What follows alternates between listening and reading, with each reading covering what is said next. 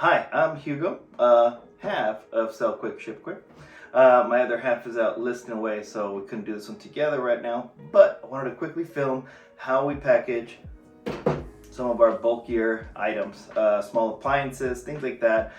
Really the rules kind of go, pretty much they're the same for all these items we pack and ship that are more delicate. In some cases they're vintage, so one of a kind, so you really don't want any damage to them. Just want to share how we do it. Again, it's not the only way to do it. There's multiple ways of shipping and packaging, but this is how we do it. And once again, this is all about packaging. In the past, we've had questions like, oh, you said you were going to ship the... No, packaging our items. Because I don't want to give you guys shipping rates because everything varies from where you are, what it is, weight, dimensions. So for that reason, I'll show you how to keep things safe. And then it's on you to hunt for the best price. In other words, go out there and check, compare prices to FedEx, UPS, USPS, depends. Everything depends where you are and what you're shipping to find the right price. So a couple things before we get started.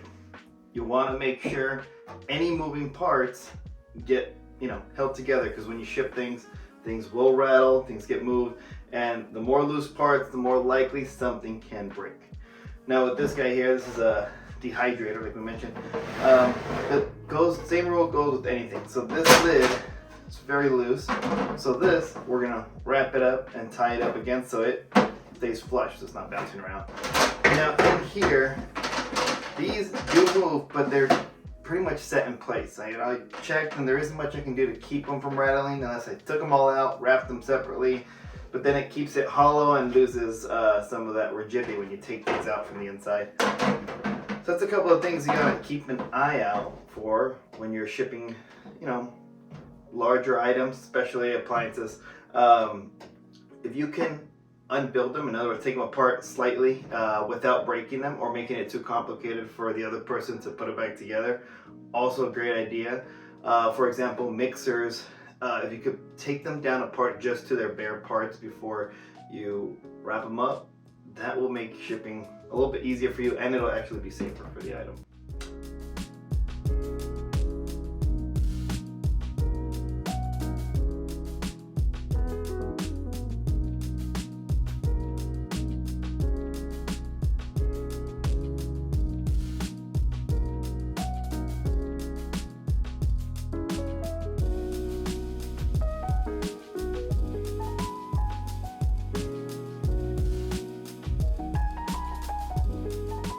So here at this part, you can see I did the saran wrap to make sure everything's tight. That includes the lid that's out front, has no actual hinges or clips, so want to keep that tight.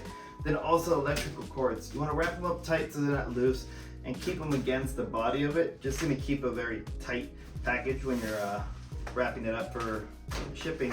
And the other thing I did was I started with big bubble wrap. So with the bigger items, you want to use some of the bigger bubble wrap because it means less layers you're gonna have to do initially. So if you notice, I also go multiple directions. So I went one way, wrapped it tight, and the other way, wrapped it tight. Now another benefit to getting that plastic initially on the item is I can tape the bubble wrap onto the saran wrap without worrying about leaving tape gunk or damaging the item. In this case, wouldn't really damage the item, but in other cases, might pull the paint off and stuff like that. But if you tape the bubble onto the saran wrap, you're safe.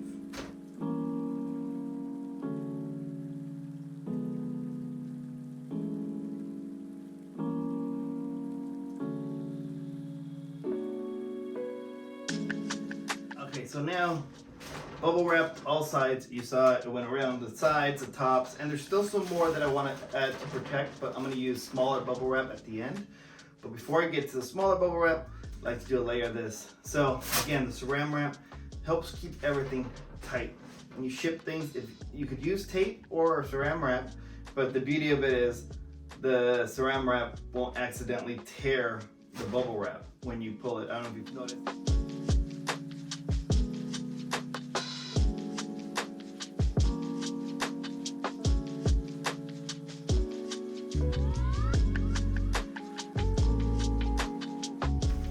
So So now you can see the packaging is held together, the big bubble wrap. I didn't fully wrap it, just really enough to keep those first layers in place. Now, I can still see some of the item. And if I can see or feel the item, that means the item can see or feel the outside world, and you don't want that to happen. So we're gonna do some of the little bubble wrap to finish off some of the details. Reason I use little bubble wrap at the end is once I get the bulk of it with the big cushion, I can do more precise layers, a couple layers on top, without using too much extra bubble wrap. And then, because if I keep using the big one, it's just gonna get bulkier, and dimensions matter when you're shipping.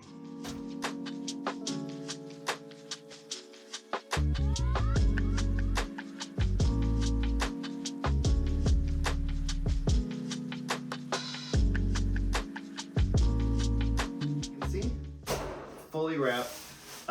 Again, use the small bubbles, by that I mean the little bubbles, to finish wrapping up the last 2 layers. Again, still did multiple directions just to keep it from unraveling and so forth. But next we're going to finish it up with a nice tight saran wrap, and then that's it.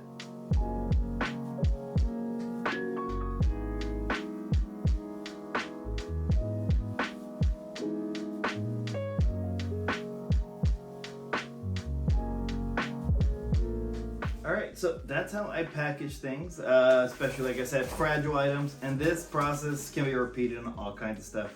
Done this for wheat mills, TVs, monitors, other electronics.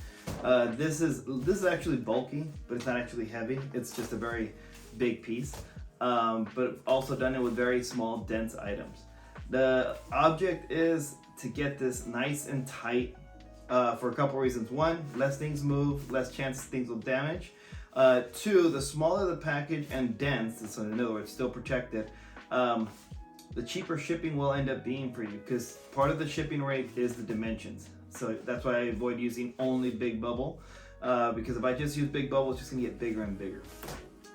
And remember, this is not the only way to ship. This is just how we like to ship. We haven't had a complaint yet. Everyone seems to really appreciate everything comes very nice and tight. In terms of boxes, I'm not showing that part because you know what, with boxes you can do a couple things. You can do what they call frankenboxing, where you take a box that is not the right size, or you take multiple boxes and you cut and slice and figure out how to glue them together to make a box. So that does work, and I'm gonna try to do a video related to that. But you could also go and find, there's plenty of places where they sell various sizes of boxes. Really just look for a box supply, shipping supply. Moving locations, for example, like U-Haul, they have boxes for sale as well. And they come in a ton of different sizes. And if the box is a little bit too big, you can always resize it with the box resizer tool. I will do another video showing that, so if you aren't subscribed, subscribe, hit that bell so you can see what we got coming on.